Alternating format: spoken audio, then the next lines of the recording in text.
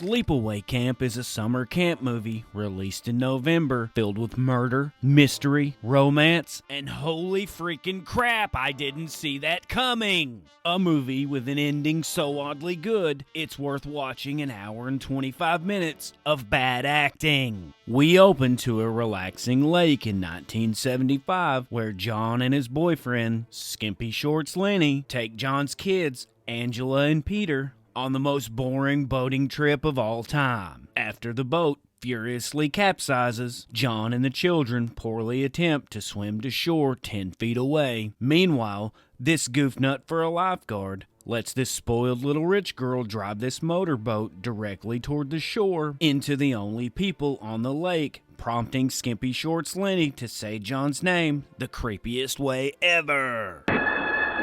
This useless girl with the most annoying voice screams for someone to help them, while Lenny blankly stares at the camera for no reason at all. It is then dramatically revealed that John and one of his kids are killed while that useless girl still screams in painfully annoying panic. 8 years pass and we're introduced to the weirdest character in this movie, Aunt Dr. Martha. We find out through this creepy weirdo that Angela, who now doesn't speak at all, has come to live with her and her cousin Ricky, and that they are both going to summer camp Arawak. As the kids are calmly exiting the buses to meet camp owner Mel and Too Short Shorts Ronnie, we get our first glimpse of the camp staff in this movie, who creepily says, "Look at all that young, fresh chicken.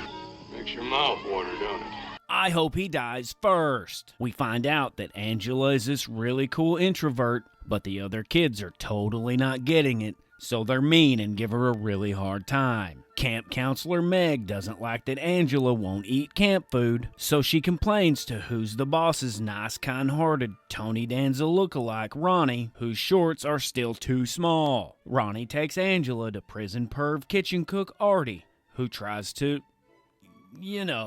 I hate this guy. Ricky interrupts Artie and the two escape. Frustrated piece of crap Artie goes back to cooking using the most ridiculous pot ever. Seriously, look at it. We see Artie go to the pantry through the eyes of a minifigure who then stalks him in the kitchen. The figure grabs pervy Artie's cushion tush and then with man hands pulls the chair out from under him. And we get to see this creepy perv pay with scalding hot water. Take that, creeper. Artie is hauled off by paramedics while these three ad-lib their way through this scene. What's the prognosis, Doc? Well, he's badly burned all over. No freaking crap. We all just watched and heard Artie the sicko screaming in glorious agony. We are then treated to the greatest softball game in cinematic history that is there only to pad the movie runtime to an hour and 28 minutes. Fellow campers Kenny and Mike ask Angela to go to the lake for a little hanky-panky swim, but then they start making fun of her. Ricky comes in and takes up for her, and this little sausage party ensues. Ricky's friend Paul shoots his shot with Angela, and she says the first word she's spoken since the beginning of the movie.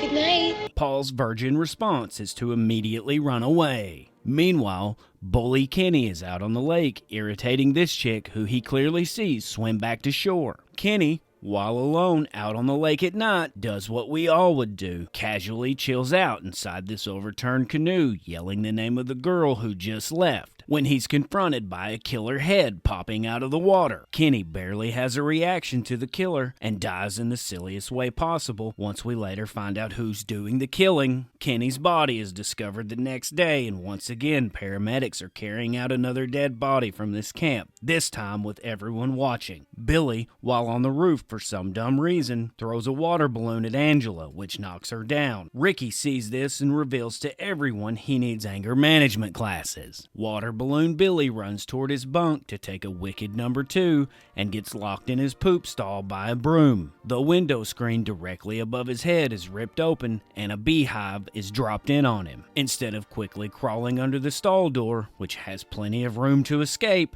he just dies. With pedo cook Artie boiled, Bully Kenny drowned, and now Beehive Billy dead, Mel begins to think there's a killer in the camp. For a horror movie, that actually makes sense, but Ronnie Tightshirt isn't sure what to think and wants to consolidate all the kids' bunks even though only 2 campers have died. Paul kisses Angela, which makes her weirdly flash back to a memory of her dad in bed with this guy. Paul, who couldn't get any from Angela, gets seduced by the camp floozy, Judy, who looks like she's 25. Angela finds Paul and Judy the floozy kissing in the woods and runs away. Paul tries to put all the blame on the camp floozy when she and Meg show up to make things worse by throwing Angela in the water, while Mel, with a top-notch threat assessment, confronts this tiny kid thinking he could possibly be the killer. This lifeguard who helped rescue Angela has some real choice 1983 words for Meg. You're a real peckerhead, you know that, Meg? Ricky comforts Angela,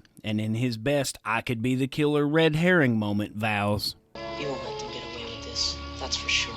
Meg invites herself to dinner alone with shriveled up old Mel. However, she never makes it. While in the shower, she gets it in the back and provides us with some first-class acting.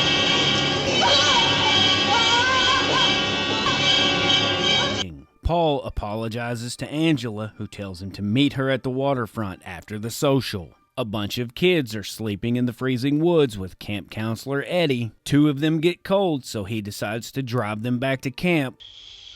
All right, up to the car. While leaving 4 small children in the freezing cold woods alone at night. When he returns, he finds they've been hacked into little pieces and throws up because he's stupid. The camp floozy gets killed with a pillow over her face and a curling iron in her YouTube rolls. Instead of fighting back at all, she tries her hand at shadow puppetry and dies like this. Mel, on the search for his underage date Meg, finds her dead body in the shower and should earn an Oscar for this acting. Fuck you, Meg. He immediately blames Ricky and rushes to find him. Mel catches Ricky, putting him in a fierce headlock before slapping him unconscious for killing Meg. After running away, Mel stumbles onto the same set as Friday the 13th and meets the real killer, who can apparently throw an arrow through his neck. With all the murders being discovered and called in, one lone cop shows up to handle this situation. The cop gives advice for everyone to stay inside their cabins because there's a killer on the loose. Now I suggest you send them all back to their kids to make sure everyone stays inside. And then immediately tells them to split into pairs to look for dead people. Everybody out in pairs, look everywhere you can think of, even the empty cabins. Paul meets Angela at the lake, who wants to go swimming. Even though Paul knows Angela's tragic family history and her fear of the water, I'm really sorry about what happened to your family. she tells him to take his clothes off, and he's half naked before she unbuttons anything. Fake mustache cop finds alive but unconscious Ricky in the woods. Officer Sharpie Stash then finds Meg's dead body in a cabin. Ronnie and Susan are looking for missing kids when he hears Angela singing on the beach with Paul's bloody head in her lap. Just when we thought we could forget about her, we're treated to another flashback of creepy Auntie Dr. Martha. Weird Auntie Dr. Martha explains that when Angela came to them, they already had a boy named Ricky, and since you're not allowed to have 2 boys in the same house, she's gonna raise Angela, who is really Peter, who survived in the beginning of the movie, as a girl. Back on the beach, Peter stands up with his hanging out, revealing Angela is really a boy. Ronnie can't believe it, and his eyes frequently check out Peter's goods in disbelief. To delegitimize this actually good, shocking twist ending, the writers of the movie have Peter Angela stare off camera, growling like an animal until the credits roll.